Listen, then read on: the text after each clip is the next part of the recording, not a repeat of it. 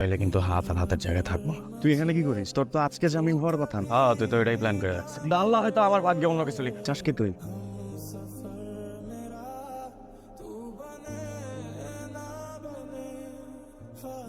আমার তো এখনো বিশ্বাস হচ্ছে না যে তুমি এমন করছো। দোষ ছিল না বাবা, তো তোমার মেয়েকে শুধু ভালোই বাসছিল। তোমার স্ট্যাটাসের সাথে ওর হয়তো বা যায় না, তুমি হয়তো বা ওকে পছন্দ করো, ঠিক আছে ভালোবাসছিল বাবা। উল্টা আমি ওকে চলে যেতে বল, ও চলেও গেছে। ওরা তো তোমার সাথে এমন করলো।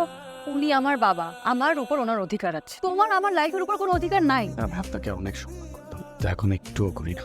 তুমি চাইলে অর্পকে নিয়ে অনেক আগে চলে যেতে পারো, কেউ আমার কিচ্ছু করতে পারে। আমি এখনো চাইলে অর্পকে এখান থেকে নিয়ে চলে যেতে পারি। আমার আমানত আপনাদের কাছে দেখ। বাবা, আমি জীবনে এই প্রথম একটা সিদ্ধান্ত ভুল নেই নাই। এটা সত্যি আমাকে অনেক ভালোবাসে বাবা। তবে তুমি চাও না তোমার মেয়ে খুশি থাকুক, তোমার মেয়ে সুখে থাকুক? যা, তুই খুশি হলে আমিও খুশি। যা। হ্যাঁ।